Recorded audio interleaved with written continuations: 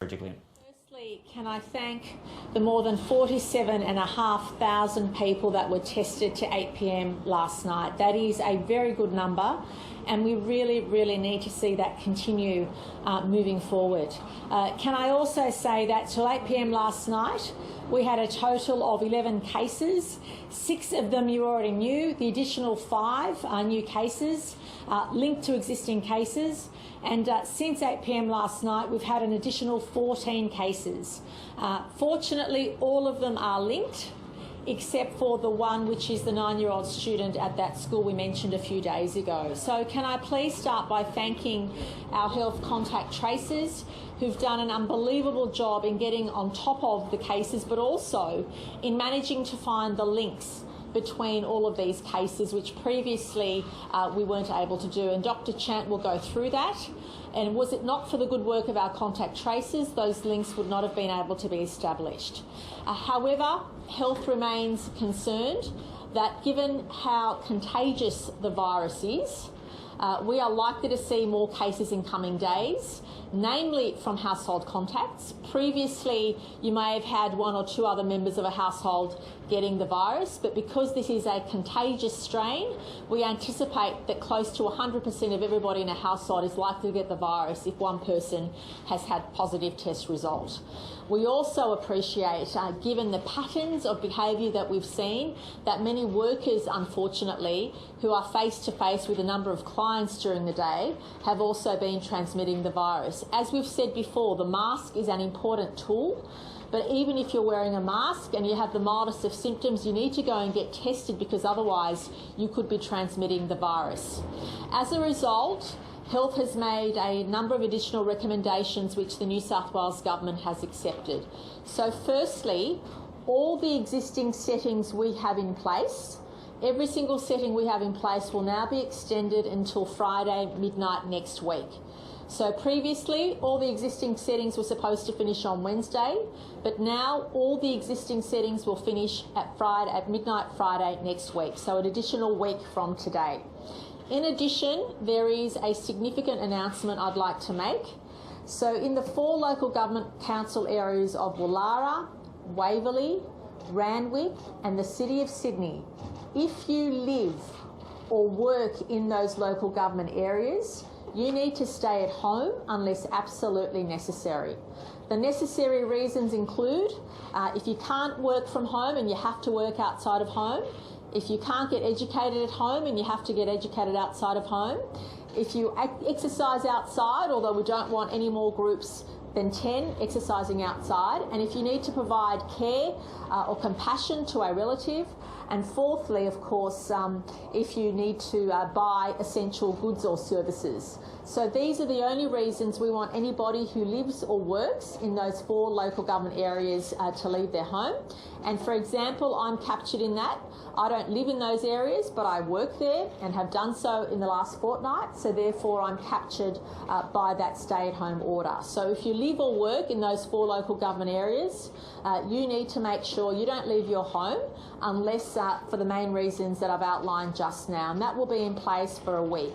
Now, we appreciate what impact this will have significantly on businesses, especially in the CBD in those 4 council areas we've announced. And whilst we're doing really well with the virus, our contact tracers are doing an unbelievable job. The people who we're interviewing are doing a great job. The advice from health is we don't want to see this situation linger for weeks. We would like to see this situation end sooner rather than later. And we are on top of all the cases at the moment, bar that one. But this is really to make sure that we can prevent further spread, prevent further dislocation, and it does help us having school holidays. It might not help parents who otherwise had plans, but it certainly helps us that school isn't there and those drop-off and pick-up points and those other points of concentration aren't there. So I'll just reiterate that the new announcements, so the new arrangements we were announcing today are all the existing places. So if you're caught up in the existing restrictions of mask wearing, those 7 local government areas, not being able to travel out of Sydney, they're all in place for an additional 2 days until Friday next week. But on top of that, if you live or work in those 4 local government areas I've announced, Woollahra, Waverley, Randwick or City of Sydney, you should not leave your home unless you have to. And the reasons to leave home are if you have to go for work or education, although we prefer you stay at home to do that. If you need to exercise outside, but no more than 10 per group outside to exercise. And also if you need to buy essential goods or services. So please don't panic buy, no need for that. You can go out and buy anything you need any time of the day. We don't have curfews, we don't have anything like that. So please know that this is in order for us to ensure this doesn't take a hold for weeks and weeks. And we believe this is a proportionate response to the risk. Again, we've done better than expected in terms of contact tracing and getting on top of all those links. But what this does is make sure that we haven't missed any chains of community transmission, and also that we don't continue, through workers in particular, spreading the virus at workplaces, because we appreciate that even though most of the cases have been in and around the southeast and the CBD, that many workers come from around the Greater Sydney area into those places, and unfortunately those workers once infected are passing it on to a large group of clients. And that's why whether you live or work in those 4 local government areas, we will be asking you to stay home unless for the reasons we've outlined. I'll now ask Dr. Chant to go through the specific cases and what that means, and also to reiterate the health messages she wants all of us to hear. Then I'll ask Deputy Commissioner Warboys to talk about compliance, but also to provide an update on that driver that's been in question, and Minister Hazzard also to speak about changes to the health orders to make sure that we don't leave any stone unturned when it comes to keeping the community safe in New South Wales. As we've said from the outset, if there's more we need to do, we will. If there's extra clarity we need to provide, we will. But I want to say at the outset, everybody who works in and around our quarantine system, our health system, should be and is very aware of the rules. They're in guidelines, they're in multiple information spots, but I'll ask Deputy Commissioner Warboys and also the Minister for Health to outline further what the police and the government will be doing. Thank you. Thank you, Premier. So first of all, can I thank the community for the response to testing. It's fantastic that we saw 47,603 tests to the 8 p.m. last night. I'm just going to go through the 11 locally acquired cases, noting that 6 of those were announced yesterday. And can I just say that last night, although we were announcing those 11 locally acquired cases, all of those cases were actually linked. And I want to extend my appreciation to the work of the contact tracers who managed to do that so promptly.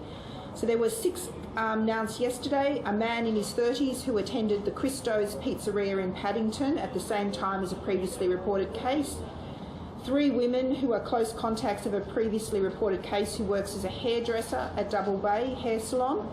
All have been in isolation whilst infectious.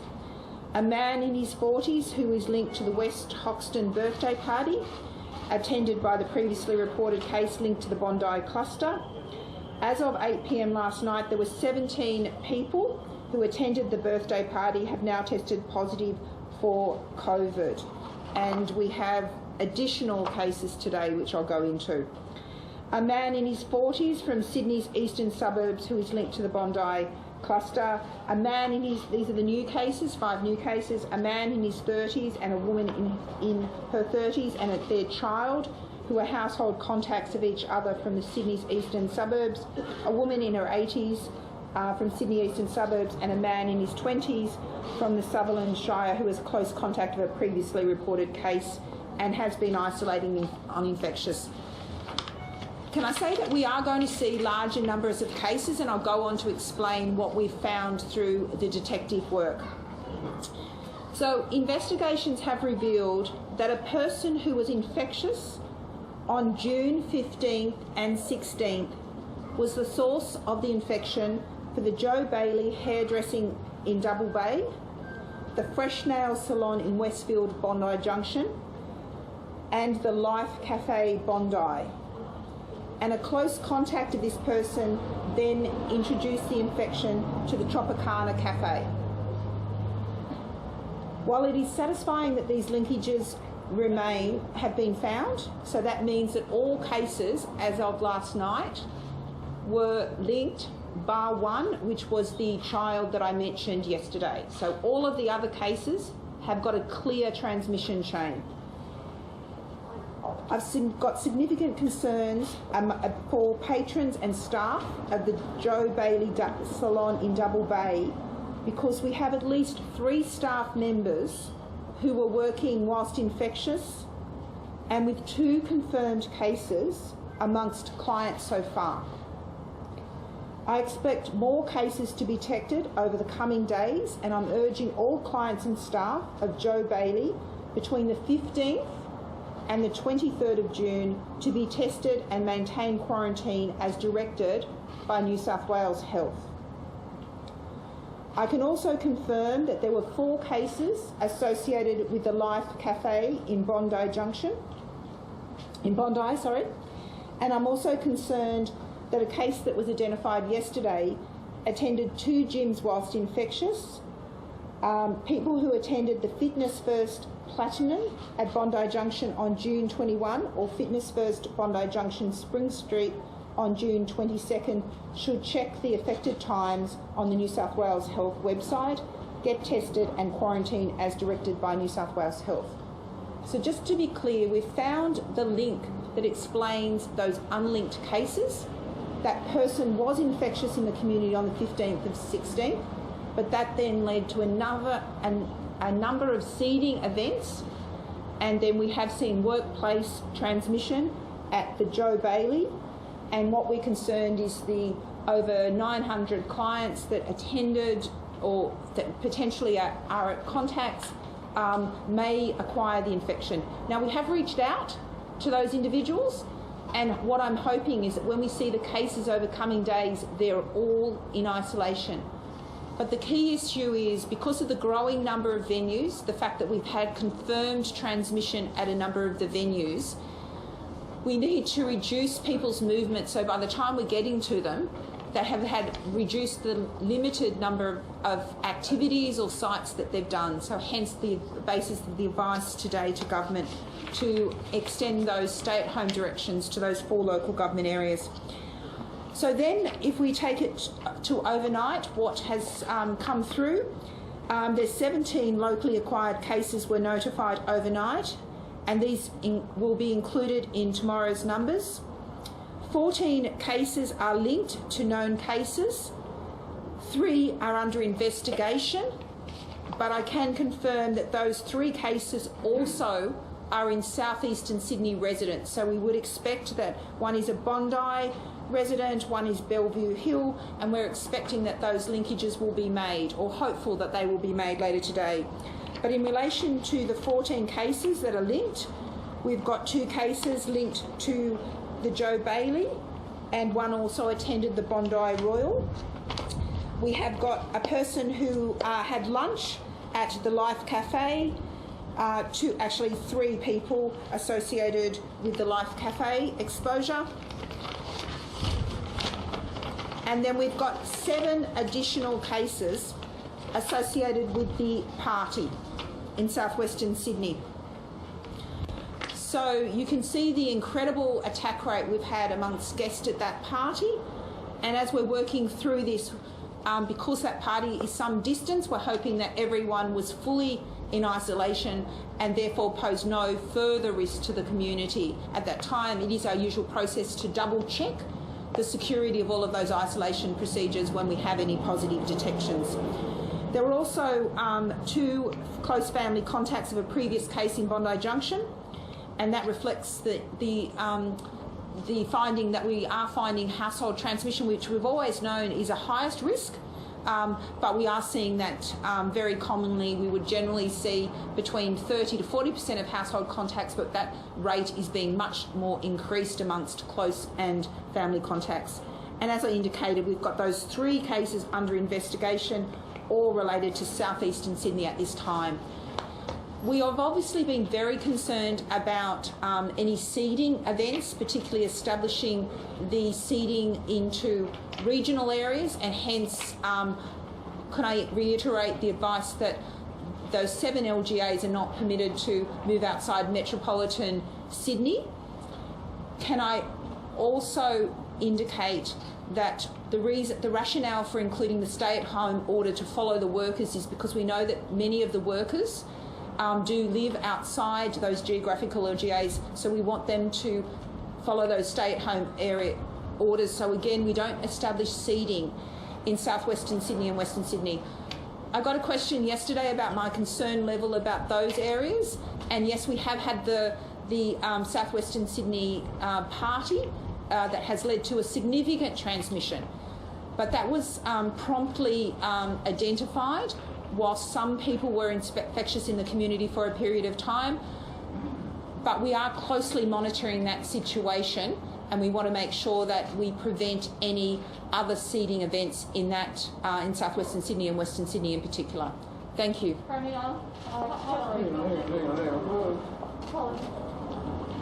Thank you, Dr. Chant, Premier, Minister. Overnight, 7 infringement notices issued to people who chose to go well outside the mask-wearing order. I want to say today that police will continue to be vigilant on our transport system, on our roadways, in shopping centres, hotels and clubs. People need to understand that there is days to go in terms of compliance, and police are willing and able right across the state, and in particular in the areas in and around Sydney, to make sure that people comply. The majority of those infringements last night were on the transport system, and of course that is one of our most vulnerable places where people come together, and it doesn't matter whether it's on a train or a bus, it's around the platform, it's at those bus stops or shared areas where people wait for public transport. It is really important that people understand that our Traffic and Highway Patrol are also engaged in an operation, and they're well aware of the public health orders to make sure, especially leading into the holiday time, that people don't travel when they should not travel. It doesn't mean there will be roadblocks. I want to make that really clear, but as police go about their normal duties, they will be stopping cars, and they will be asking, and people will produce licences, and where there's a need to take action, police will. The mask wearing, $200 on the spot fine, breaching public health orders, $1,000, and of course people can be put before the court if they continue or persist in those offences. Yesterday we spoke about the investigation into the driver. That continues. I can tell you that WorkSafe are involved in that investigation now. They've been briefed on it. I can tell you that an expert in that transport area is also assisting the police investigation.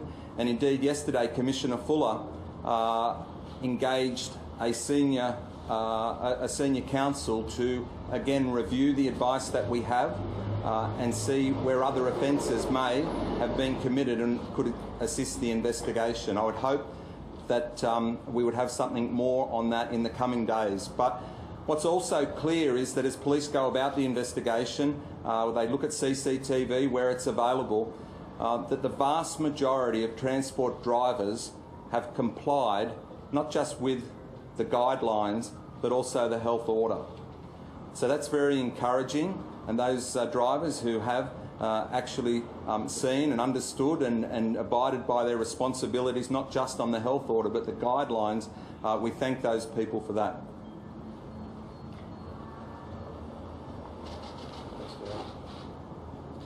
I just want to first of all start by thanking the 6,500 or so workers that put themselves forward to do a job that most people wouldn't want to do, and that is to be doing and looking after the quarantine arrangements and the transport arrangements from our international airport. Stress, we do seriously thank all of you for the work you do. Without reflecting on any individuals, it would appear that there may be a small number of people who don't comply with the expectations, the guidelines that have been set under the public health order framework. That's disappointing. We've been on this journey for 16 months, and by far the majority of our community comply with the orders. and they comply with the guidelines that are set under those orders. We will, though, now be having orders that will be effective as from 4 p.m. today, requiring that people comply with those guidelines effectively. We're stepping up the guidelines on mask wearing for those drivers of people coming in from international flights, whether they're passenger flights or whether they're cargo flights. There are crew obviously involved. There's transportation of passengers in some cases, and we will have the guidelines that have existed will be now pushed into very clear orders with very clear consequences. I have to say this, though, that I think we also have to recognise that it's very hard to make a law against stupidity. No matter what we do, people have to actually apply some common sense, and they have to understand that we're living in a pandemic that's killed almost 4 million people across the world. So I'll point out to for those drivers that would mostly be aware, also to the broader community, there has been saliva testing arrangements at the airport now for many months. Any driver could easily, when they're out there, have a saliva test. In fact, I think there's been over 20,000 of those vaccines also given in the vaccine hub at the airport. So there's been a lot of work done to encourage drivers of international visitors, whether it's air crew or others, to be able to do things easily, to get your saliva test easily, get your vaccine easily, but it would appear that perhaps in some cases they haven't taken that opportunity. I also want to point out, off the back of some recent media, that even those drivers who are over 60, people who are over 60, have been able to have the Pfizer vaccine because that's what's been available for those who work in the quarantine system, and that's been in place now for a long, long while. So there is no excuse for not having had and complying with the guidelines. When these orders are in place, when there is absolute clarity through these orders, I just want to point out too that for an individual, a maximum penalty will be 6 months imprisonment and a penalty and/or a penalty of $11,000.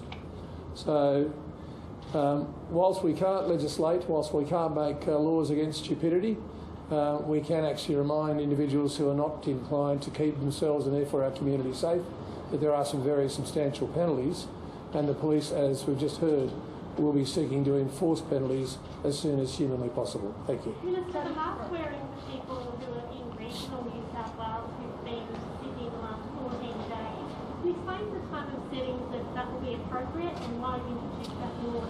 Sarah, I might actually allow Dr. Chant to explain the health aspects of that. So the idea that if people have escaped, the risk period that we've had is from the exposure of from the 12th to the 13th. So we believe that was particularly... Oh, sorry. So used to wearing masks now. Apologies, and you are exempt when you have to speak in these settings. In terms of the risk period, we believe that there were exposures obviously on the 12th and the 13th of June, and around that period were when people that initiated the outbreak or the transmission were out in the community. So we take back that 14 days, which takes us roughly back to that period, and we know that if you've left the area since 14 days and haven't become unwell, then you're unlikely to have COVID. So for that reason, we're just asking, as an additional precaution, we do not want to seed our regional areas. I should say that we've had a sewage detection in Burke, and we are now testing and trying to find the source of that. But our strong preference is not to have any seeding events, and so we ask everyone to cooperate. And we're also talking about the ski fields because of the particular unique risks in very close proximity indoors. We would ask that people wear masks indoors in the ski fields, and we would also ask that if you've been in those areas, please wear a mask. Premier, the residents of New South Wales have been very compliant, majority, for the past 18 months. The two most significant outbreaks we've had this year, the Northern Beaches cluster and this Bondi cluster, which were both really loopholes in policy created by your government. How can you assure the community that there won't be loopholes going forward? As I've said from the outbreak, no matter how good your systems are, no matter how good your contact tracers are, in a pandemic things are evolving, and we will find circumstances all the time where, for whatever reason, people aren't following the guidelines we've put in place, and we need to go that step further. But in this situation, there were guidelines that... There were fact sheets, there were guidelines on mask wearing, on what was required. Everybody in and around the system should have had those made available to them, should have read them, should have understood what was necessary, and also applied common sense.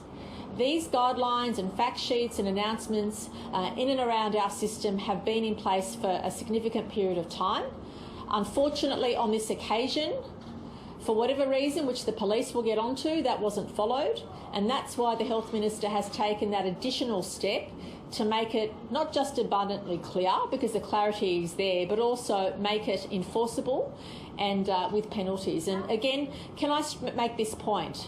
I want the citizens of New South Wales to know that all of us need to come together to make sure we get on top of the outbreak that's before us. But I also appreciate that there'll be things that come up in the next little while that none of us had anticipated, and we will have to react and respond.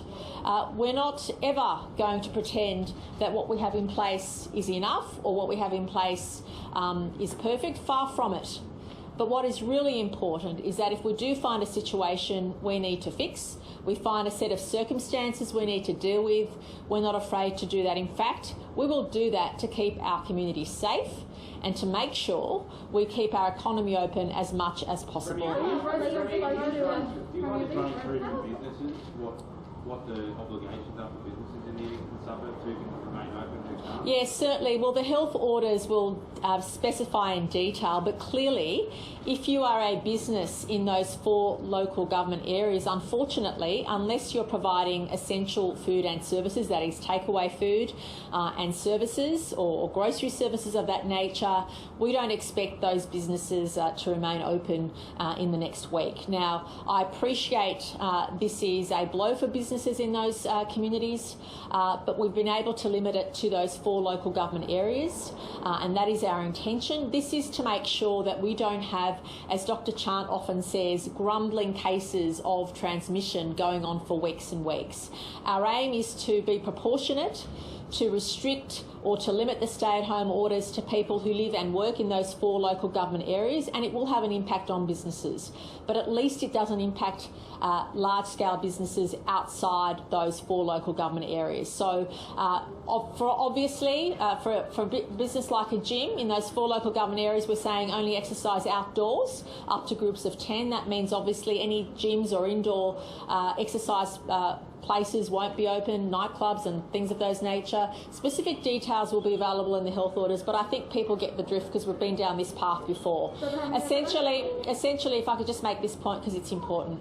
If you live or work in those 4 local government areas, you should only leave home if you have to work and you can't work from home, if you have to get educated and you can't get educated from home, if you need to look after someone, if you need to exercise outdoors, or if you needed to purchase essential goods and services. So if you're working in those 4 local government areas, you are in lockdown. Well, essentially you're in stay-at-home, absolutely, and I'm in that category. So it doesn't matter where you live. If you happen to be usually working in one of those 4 local government areas, you have to adhere to the stay-at-home because and the reason for this is, as Dr. Chant explained, unfortunately in this outbreak we've seen too many examples of workers coming in from other areas, getting infected in the workplace, but then passing on the infection to multiple clients. And that is, without being specific, it hasn't just happened in one instance, it's happened in multiple instances. But what it means is, for example, if you live and work in Western Sydney, you're not impacted. You adhere to the current regular restrictions. But if you live in Western Sydney and work in one of those 4 LGAs, well, obviously you're impacted and it applies to you.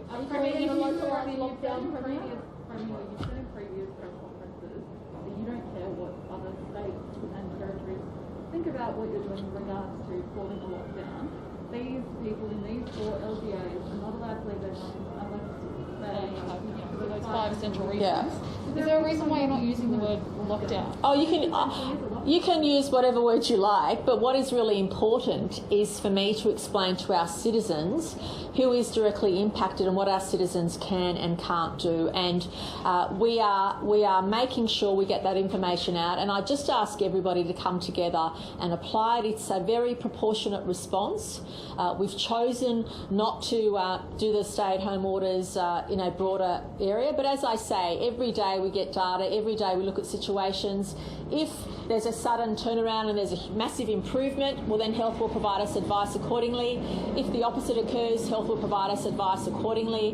We always make decisions based on the health advice, and this is the best health advice and I believe a proportionate response to the risk that's posed. I do want to stress the pleasing aspect that overnight there's essentially, I mean, Dr. Chant mentioned a couple of cases under investigation, but they've literally come in the last half hour. They're literally very new.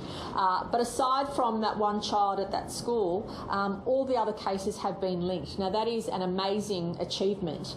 So our challenge is to make sure that everybody that needs to be isolated at the moment is, and to accept that we're likely to see more cases in coming days, given how contagious the virus is. So we expect 2 things. We expect a number of people already in isolation to develop the virus. We expect household contacts to develop the virus, and of course our aim is to make sure we get on top of any potential spread, and that we also get on top of any chains of transmission that our testing hasn't picked up, and that's why it's really, really important to have those high levels of testing. Penny, just to make this really clear, I'm not trying to make it more convoluted, I'm just trying to figure out. So if a person who lived north of the bridge, within the city yesterday working, or in the city this morning, do they then return home to their place north of the bridge, and do they treat this like a lockdown? Yes, if you are essentially someone who usually works in one of those 4 local government areas, especially if you've been working in those 4 local government areas either part-time or permanently in the last 2 weeks, you are subject to the stay-at-home order. So it doesn't matter where you live. If you've worked in those 4 local government areas, you're subject to that as well, and that includes me. I don't live in those 4 local government areas, but I work in the CBD on most days. Therefore, I am subject to those restrictions. I can't leave my home, and that starts today. And that's even if they wanted to work from home from now going forward? It's because the concern is, and just to explain why that is, and I'll ask Dr. Chant to repeat it to make sure that I'm clear. The reason is that a number of what we call the seeding events or the transmissions have occurred because people who might be working in a venue in Bondi, for example, or Southeast Sydney or the CBD have come into work. They've potentially got the virus from a client, and then they've been infectious while they've kept working and passed it on to other people. So we know that it doesn't just matter where you live, it does also affect where you work. And unfortunately, as a worker, you can get the virus from someone who lives somewhere else and then pass it on unintentionally to your clients. Unfortunately, we have seen a number of examples where workers have been working whilst they're infectious for a number of days. And please note, even though you're wearing a mask, it doesn't mean you don't pass the virus on. The mask is only the 4th line of defence, as we say. If you have the mildest of symptoms, if you think you've been exposed, you have to go and get tested and isolated until health gives you further advice. What are the rules on visiting partners, visiting family members? Are there any guidelines about that? Well, obviously, they remain consistent to what we've applied before, but I will ask Dr. Chant to elaborate as well. Okay, so the concept of the stay-at-home orders, and I think people will be familiar with that, it's the 4 essential reasons. We do allow outdoor exercise, and we encourage people to actually get outdoors and take advantage of that. We're allowing them to be outdoors in groups of 10, up to groups of 10, and we really encourage that because we understand the impact this is going to have. We ask people to work from home if they can, but essential workers need to move around, and that's under any restriction regime. But we ask that you work at home if you can. You are then permitted to buy essential goods and services. We're not limiting the times or of the days that you can do that. You can access health care as required, and can I stress clearly that there is no barrier for you to go and get a vaccination and seek medical care, it is important that you check the website, and we are asking that when you go into health facilities that you are also wearing a mask. And certainly please get vaccinated. This does highlight the fact that we are in a very challenging period, and the higher vaccination coverage, the additional defence we've got to the outbreak. Dr. Chant, just in relation to my question about family members and visiting partners, if partners don't live with each other, does that mean they can't see each other for a week? No, we always have some components which are around intimate partner visits, and that will extend in this circumstances. But we are actually asking the community to work with us. Our contact tracers have been getting on top of the venues very quickly, but we're still just seeing some people that are infectious in the community for a period of time. And this will allow us, as almost a circuit breaker, to give us that time. As I said, we will assess every day, and I provide my advice to the Premier.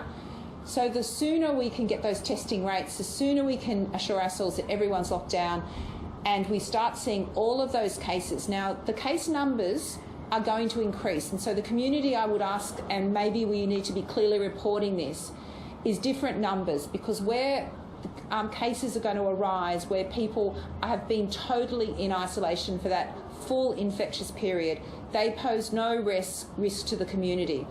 And so just for the community, I expect the numbers to be high. As I've said this morning, it's 17. The first thing I will ask my team is how many of those cases were already in isolation and therefore posing no ongoing risk.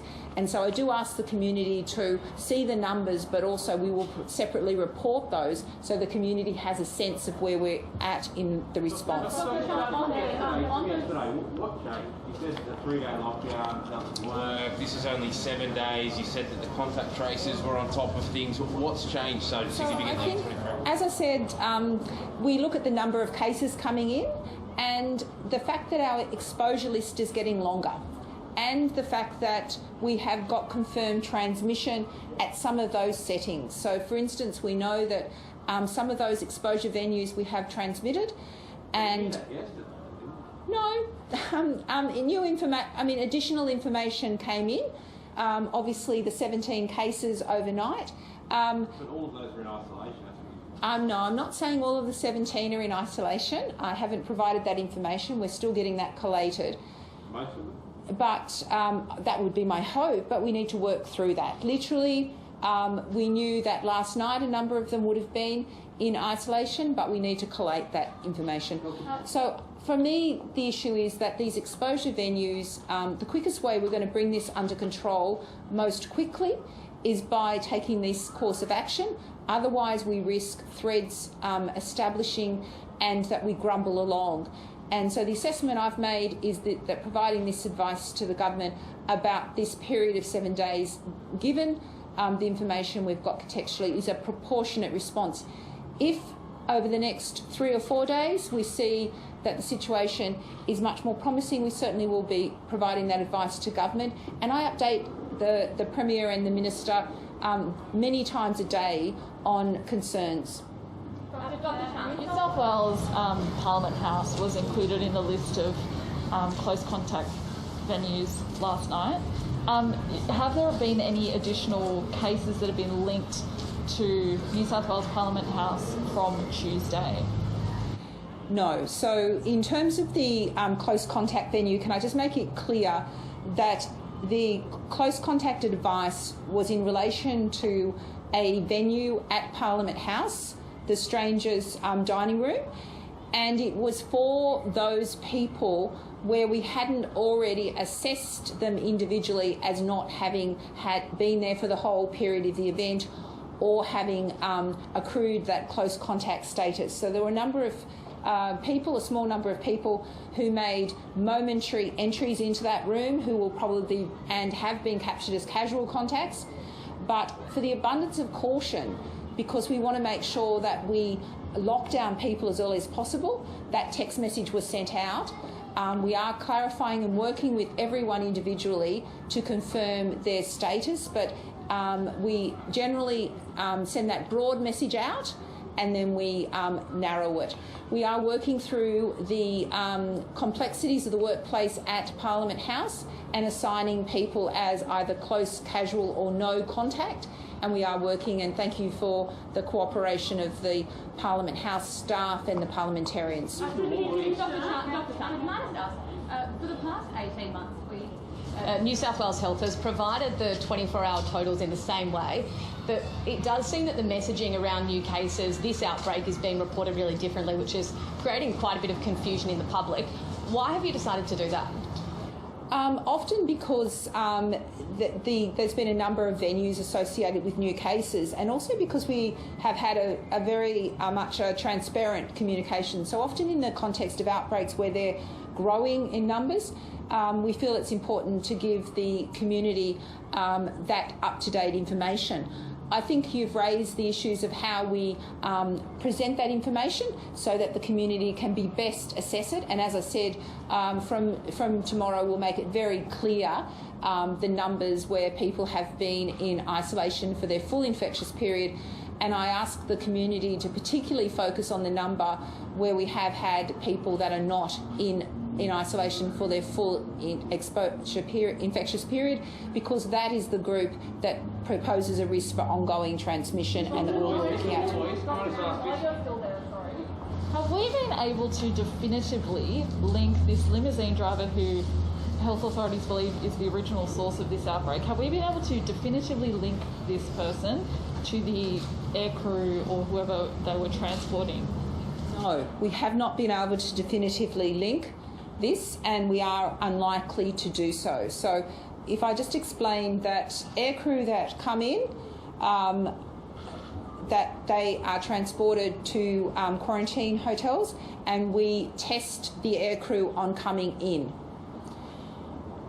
Obviously, aircrew depart, and when I mean aircrew, it's not only domestic, it's freight. And New South Wales has over 3,000, I think, aircrew coming in every week. So it's actually quite a large proportion, and they're often on rapid turnarounds, and they have requirements under CASA aircraft things around periods when they can't be contacted, etc. So they go to the quarantine hotel, we test them.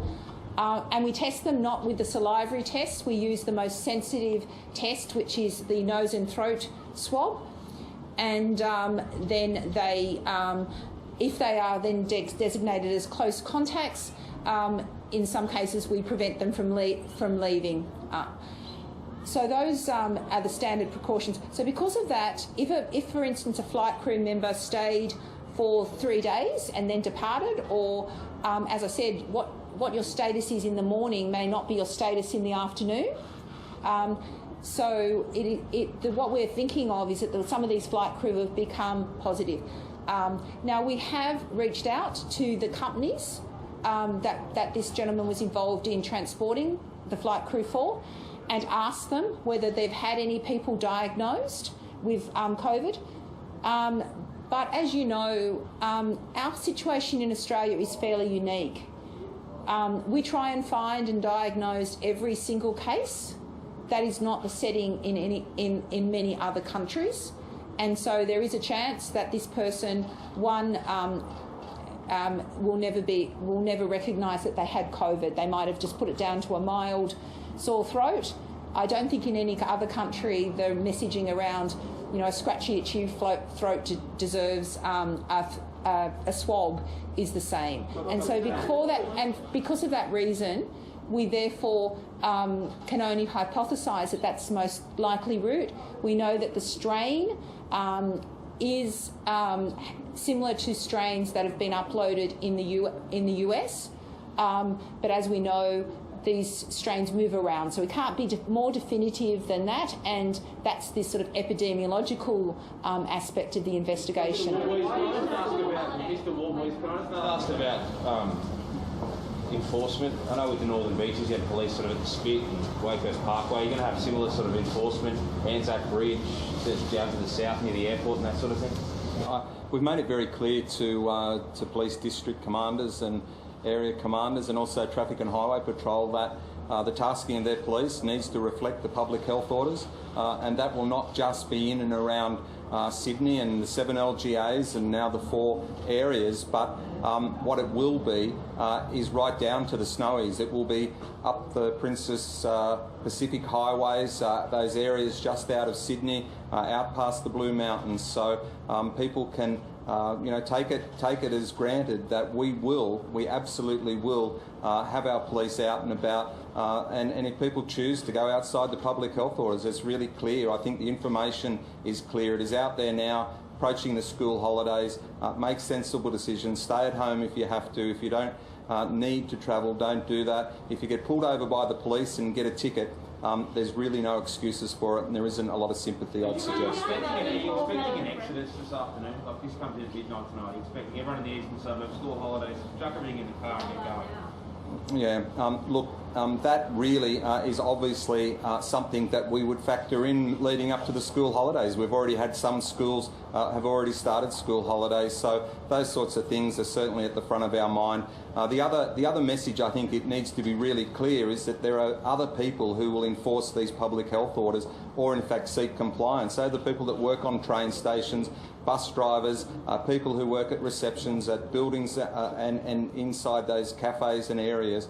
People need to respect that those people also are trying to do the right thing and heed the advice. Thank you. Can I just, sorry, Deputy Commissioner Woolworth, sorry. Can I also just remind everybody that for a number of days now we've had in place that people who live and work in those 7 LGAs aren't allowed to leave Sydney anyway. So there are maps available as to what is metropolitan Sydney. So I just want to remind everybody that that's still in place for another week. So we've already identified earlier on Monday the 7 LGAs where if you live and work, you can't leave Sydney. Now that stays in place. Can I be very, very clear about that? We do not want this virus spreading to the regions. That's why we've already put in mask wearing for some of those regional communities and also some of these restrictions in other communities where the virus has been circulating. But can I make it clear that for a number of days now, nobody who lives or works in those 7 LGAs has been allowed out of metropolitan Sydney. That stays in place, of course. But now what we've got in addition is that extends for another 2 days, and also that those 4 LGAs we mentioned, you can't leave your home unless absolutely necessary for those 4 reasons or 5 reasons that we outlined. Why did it take authorities 3 days to warn residents in the Bondi limo drivers block that a couple in the building have COVID-19? New South Wales Health warned those residents on Saturday night. He was diagnosed on Wednesday. What took the health department so long? I will just have to go back over the timelines for when the interview was completed and the assessment made in relation to that venue, so happy to take that. Look, can I say that we assess the priority of different venues. I'm not familiar with the nature of that apartment block, but I do believe that it's a small apartment block in the 9, and I'll get you the timelines for the contact. But can I just say, New South Wales Health endeavours to, and I had a question earlier about why are we giving you the numbers every morning to update you. It's because we want to explain to the community that when there are new exposure sites, that they link to the new cases that we've got that day. So we do our best, and we're happy to be accountable for those. Just on that limo driver, the Nine Network last night said that they've spoken to that driver. He claims that he got the virus while sitting at Bell's Cafe because someone sneezed on him. What do you make of that? And your comments earlier that there is no definitive evidence that he is patient 0. Do we know that the limo driver is in fact the cause of this outbreak? So in terms of, I think I've been very clear what we know and what we don't know at all times. Obviously, at the beginning, when we have a diagnosis in someone who transports flight crew, I think it's reasonable that we would make that assumption, and that's probably on strong epidemiological grounds that is likely to be the hypothesis. I think I've stressed that throughout COVID, you have to keep an open mind to all different ideas, but that's certainly the advice I've had. It's consistent with that being the most plausible.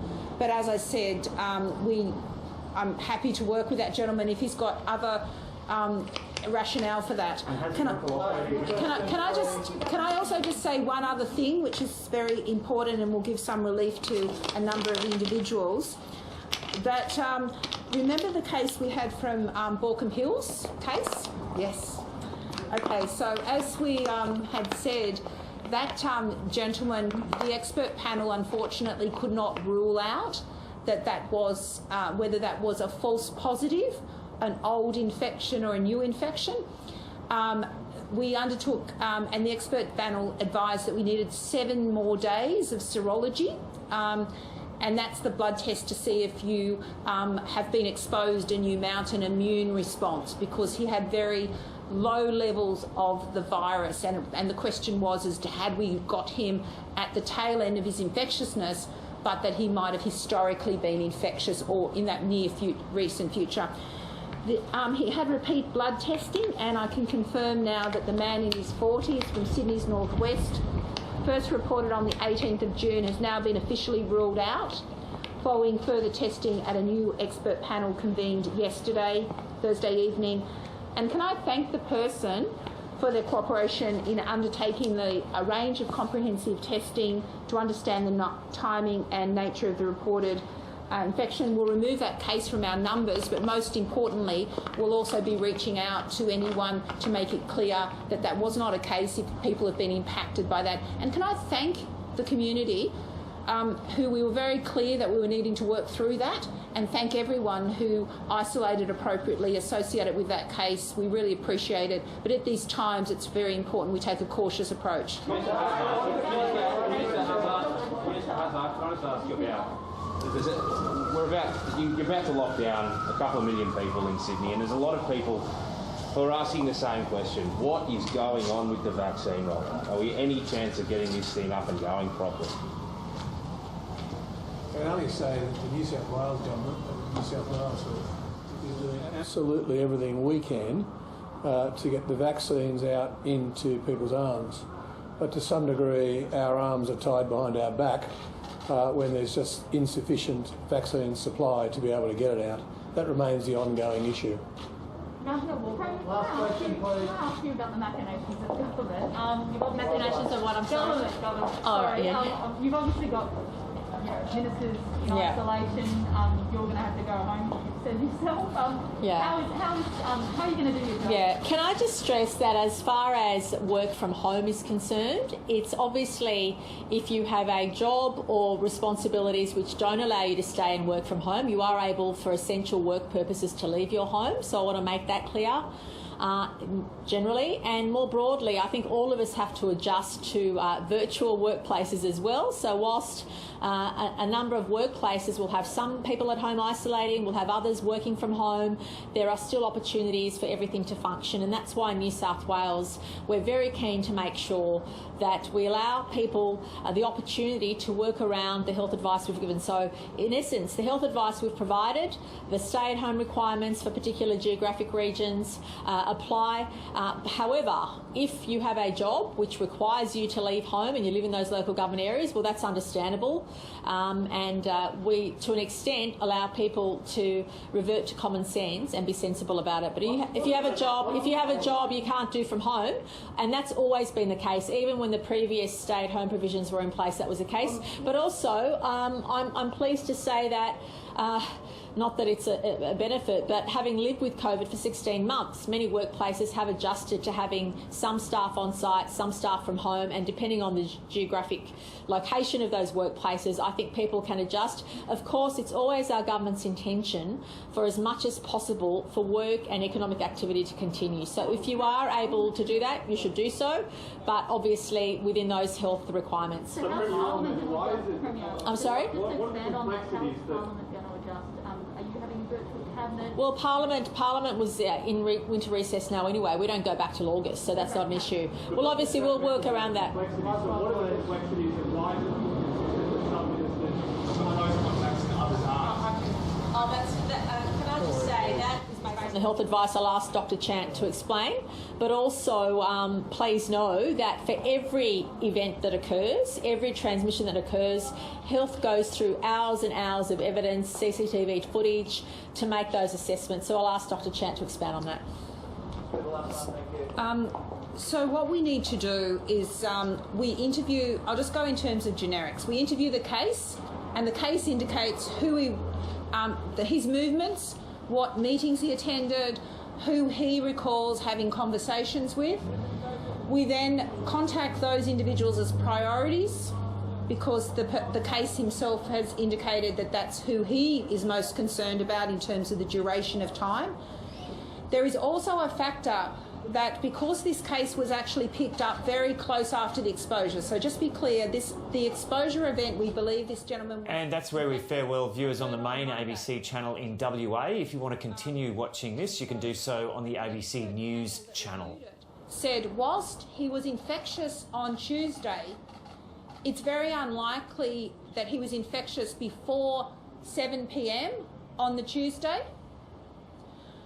but it can't be excluded. But it proportionately throughout the night and into the morning, his likelihood of being infectious, but even then mildly, increases. And so what we need to then do is figure out who's been a close contact, but also adjust it for instance, in the morning at 7 o'clock, even if you had a conversation with him from a distance, that would be still potentially very low risk because he wouldn't have had time to become infectious. So we're working, so you can see there's complexities. Our public health clinicians have reviewed CCTV footage. We're looking at the layout of various rooms and then looking at video to see who sat around him and using multiple methods to triangulate it. Could I just say that it's sometimes complex to remember who you talked to or who you spent time with, so we do use multiple sources of information, and that is why it's complex. Thank you.